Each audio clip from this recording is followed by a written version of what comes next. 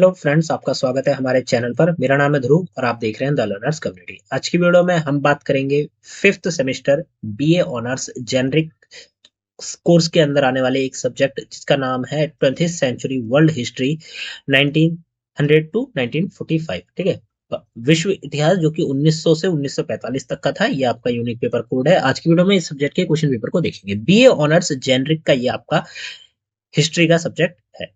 3 घंटे का टाइम दिया जाएगा। 90 नंबर का आपको पेपर करना होगा। ठीक है, जिसमें से आपको 4 क्वेश्चन, मतलब टोटल पेपर में आपको 8 क्वेश्चन देखने को मिलते हैं। 8 में से आपको 4 क्वेश्चन जो है वो अटेम्प्ट करने हैं। ठीक है, टोटल नंबर ऑफ क्वेश्चन 8 है, जिसमें से आपको 4 जो क्वेश्चन है वो अटेम्प्ट करने हैं। अब बात करते हैं हमारे क्वेश्चंस किस टाइप के आते हैं, क्या इंपॉर्टेंट है क्या नहीं, वो मैं आपको यहाँ से बताते हुए चलता हूँ।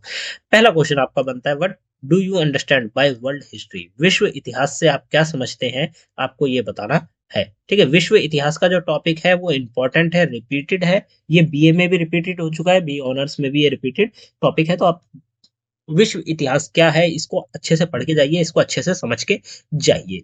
उसके बाद दूसरा आता है कि व्हाट इज इम्प्रीमियलिज्म? साम्राज्यवाद क्या है? ठीक है, साम्राज्यवाद क्या है, साम्राज्यवाद की परिभाषा, साम्राज्यवाद के बारे में लोगों ने अलग अलग क्या थ्योरीज दी हैं, वो सब चीजें, और 5 से 6 पॉइंट्स आपको बना के लिख देने हैं। ठीक है, तो आपका साम्राज्यवाद के बारे में ये जो टॉपिक है ये आपको अच्छे से पढ़ के जाना है। इससे रिलेटेड क्वेश्चन भी 1 से 2 बार ऑलरेडी पूछा जा चुका है, तो आपको इस क्वेश्चन को बिल्कुल भी नजरअंदाज नहीं करना है। ठीक है, ये हो जाता है आपका क्वेश्चन नंबर 2। क्वेश्चन नंबर 3 आता है, जिसमें पूछा गया है प्रथम विश्व युद्ध के यूरोप और व्यापक विश्व के प्रमुख परिणाम क्या थे? ठीक है, प्रथम विश्व युद्ध जो हुआ था फर्स्ट वर्ल्ड वॉर के बाद, भाई यूरोप के ऊपर क्या, फर्स्ट वर्ल्ड वॉर के क्या परिणाम देखने को मिले, और उसके बाद विश्व जो पूरी दुनिया है उसके ऊपर क्या परिणाम देखने को मिले, ये आपको बताना है। ठीक है, what were the major consequences of world war one on Europe and wider world? Europe और विश्व, जो बड़ा विश्व है, उसके ऊपर वर्ल्ड वॉर वन के क्या कॉन्सिक्वेंसेस निकल के आते हैं वो आपको देखना है। ठीक है, बताने हैं। कम से कम आपको 6 से 7 जो परिणाम है वो आपको बताने होंगे। इंट्रोडक्शन बताना होगा कि वर्ल्ड वॉर कब से कब तक चला था, और निष्कर्ष में आपको सारे पॉइंट को है छोटे शब्दों में एक्सप्लेन करके अपना निष्कर्ष तैयार करना होगा। ठीक है, ये हो जाता है आपका क्वेश्चन नंबर 3। क्वेश्चन नंबर 4 में आपसे पूछा गया है कि राष्ट्र संघ की स्थापना के अंतर्निहित कारण और उद्देश्य क्या थे? जो राष्ट्र संघ की स्थापना हुई थी उसके लिए क्या क्या कारण थे, क्यों करा गया था, और उसके उद्देश्य क्या थे, ये आपको यहाँ पे बताना है। What were the underlying motives and objectives that lead the establishment of League of Nations? ठीक है, तो लीग ऑफ नेशंस की स्थापना के क्या कारण थे और क्या उद्देश्य थे, ये आपको यहाँ पे बताने हैं। कम से कम आपको 5 उद्देश्य और 5 कारण ऐसे आपको बताने होंगे, तब आपका जो आंसर है वो कंप्लीट तरह से लिखा जाएगा। क्वेश्चन नंबर 5 आता है, जिसमें आपसे पूछा गया है कि उन प्रक्रियाओं और कारणों का विश्लेषण करें जिनके कारण यूएसएसआर का गठन हुआ।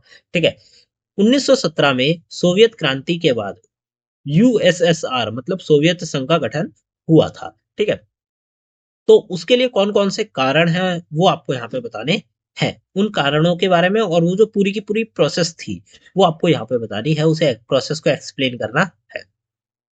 क्वेश्चन नंबर 6 आता है, उन कारकों की जांच करें जिनके कारण इटली में बेनिटो मुसलिनी का उदय हुआ था। ठीक है, ऐसे कौन कौन से कारण हैं जिनके कारण इटली में बेनिटो मुसलिनी मुसोलिनी का जो उदय हुआ था वो आपको यहाँ पे बताना है। ठीक है, examine the factors that lead the Benito Mussolini rise in Italy, ये आपको यहाँ पे बताने। कम से कम आप कारण में 6 से 7 कारण को पढ़ के जाइए। ये क्वेश्चन आ सकता है, इंपॉर्टेंट क्वेश्चन है। इटली से रिलेटेड आपसे पूछे जा सकते हैं, जर्मनी से रिलेटेड आपसे पूछे जा सकते हैं क्वेश्चन। ठीक है, तो इन दोनों देशों के बारे में, इटली और जर्मनी के बारे में जो भी थोड़ा बहुत उनका इतिहास है वो आपको पढ़ के जाना है। ठीक है, तभी आप अच्छे से आंसर बना के लिख पाएंगे। क्वेश्चन नंबर 7 आता है, जिसमें पूछा गया है जर्मनी में नाजीवाद के उदय एवं वृद्धि के कारकों पर प्रकाश डालिए। ये मैंने आपको बताया कि जर्मनी के बारे में और इटली के बारे में पूछा जाने के चांसेस 100% है, क्वेश्चन बहुत ज्यादा आ सकता है। तो जर्मनी में नाजीवाद का उदय किन कारणों से हुआ था और उसकी वृद्धि किन कारणों से हुई थी, मतलब किन कारणों से उदय हुआ और किन कारणों से उसका विकास हुआ नाजीवाद का, ये आपको दोनों चीजें यहाँ पे बतानी है। क्वेश्चन नंबर 8 आता है, what were the causes of second world war? ये भी क्वेश्चन इंपॉर्टेंट है, मैं इसको इसीलिए स्टार मार्क कर रहा हूँ कि ये क्वेश्चन ऑलरेडी पूछा जा चुका है 2 से 3 बार। तो आपको द्वितीय विश्व युद्ध के क्या कारण थे, इन कारणों को आपको पढ़ के जाना है कि भाई सेकंड वर्ल्ड वॉर किन कारणों से हुआ था। ये तो आपने 12वीं में भी पढ़ा होगा, ठीक है। सेकंड वर्ल्ड वॉर से रिलेटेड पॉइंट्स उसमें भी थे, तो आपको किन कारणों से सेकंड वर्ल्ड वॉर हुआ था ये चीजें आपको पढ़ के जानी है, वहां पे उनके आंसर को डिटेल में बना के लिखना है, तब आपका जो आंसर है वो पूरा होगा। तो यहाँ पे BA honours generic elective history का subject 20th century world history 1900 to 1945 complete हो चुका है। क्वेश्चन पेपर हम देख चुके हैं, जो भी इंपॉर्टेंट क्वेश्चन थे वो मैंने आपको स्टार मार्क करके बता दिए हैं। वो सारे के सारे क्वेश्चन को एक बार अच्छे से प्रिपेयर करके जाइए, जरा भी ढील मत दीजिए। आप लोग 1 से 2 बार अच्छे से पढ़ के जाएंगे, आप लोग एग्जाम में अच्छा आंसर बना के लिख पाएंगे। वहां पे आपको ज्यादा सोचने या फिर ध्यान देने की जरूरत नहीं पड़ेगी। मिलते हैं अगली वीडियो में। Thanks for visiting on my channel guys.